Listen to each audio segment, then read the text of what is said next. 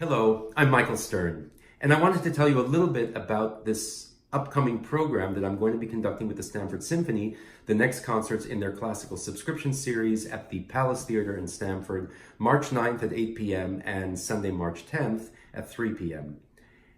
I wanted to share with you a little bit about why I think these three pieces work so well together on the program, and what really for me was the kernel of inspiration to put them together.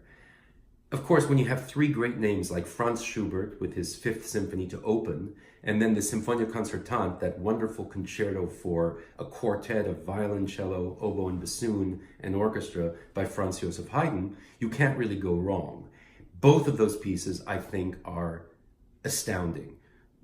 Schubert wrote his Fifth Symphony when he was all of 19 years old, and he already owed a huge debt of gratitude to Mozart, whom he referred to as the immortal one. And the Sinfonia Concertante is vintage Haydn, playful, happy, smiling music. And anyway, for me, Haydn almost always is a miracle of invention. I mean, his creativity was boundless, and he almost single-handedly invented what we call the modern symphony.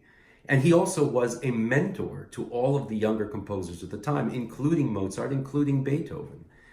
But then at the end of the program, we have the final symphony of Mozart, the Jupiter Symphony, so called because he uses the Jupiter theme, as he did in some of his other pieces, in the last movement. And here you have this ache of regret, because had Mozart lived past the age of 35, who knows what kind of music he would have written in the 19th century.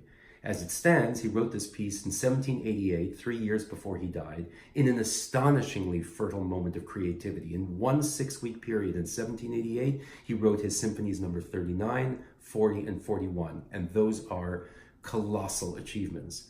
But the Jupiter Symphony may be one of the greatest works of art ever produced in any genre in Western civilization. It's that good.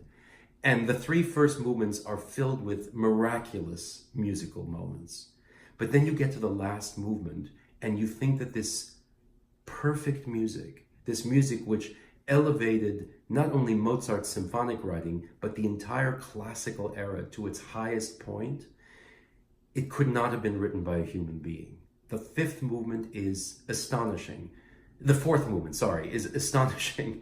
5 was in my head, because in this movement, 5, not 3, not 4, but 5 independent lines, independent melodic ideas, independent counterpoint are all happening at once, simultaneously, parallel, upside down, in and out of each other.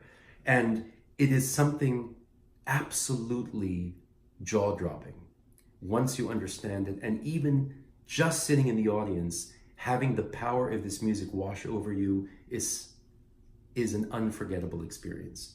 So I wanted to invite you to come and join in all this music. I hope to see you there. And if you'd like to talk more about it, there's a Behind the Baton talk before each of the concerts at 7 p.m. on Saturday, 2 p.m. on Sunday.